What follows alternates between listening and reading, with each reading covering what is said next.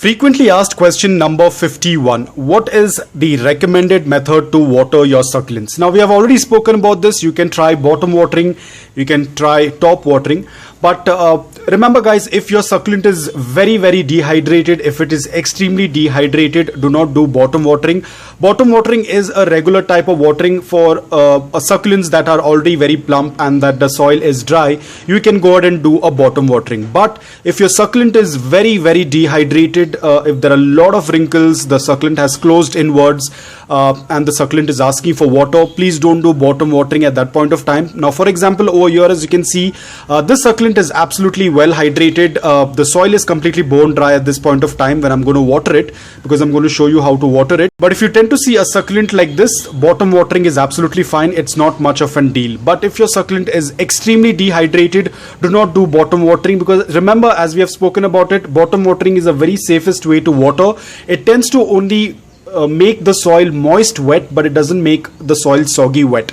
But when you have a succulent that is extremely dehydrated, you want to give it more water, so that's when you tend to do top watering. Do not do bottom watering for an extremely dehydrated succulent.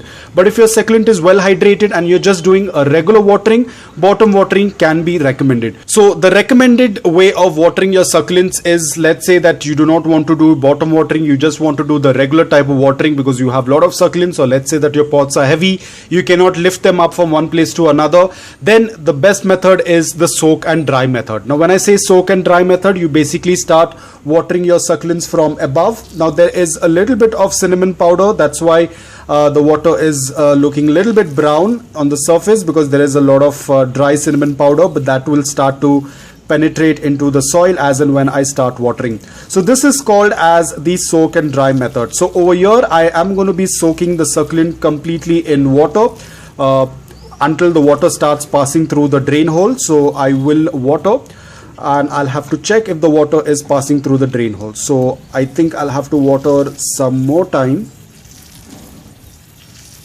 So now the soaking is done, which means that the water has started to leave the drain hole. As you can see, the water is dripping out, which means that we are done with the soaking. So the succulent is completely soaked in water. All of the excess water is going to drain out, and the next method is to dry. So now we are going to place the succulent back and let the soil completely bone dry. Once the soil is completely bone dry, we will go ahead and do the watering again. Now that depends when the soil tends to dry completely.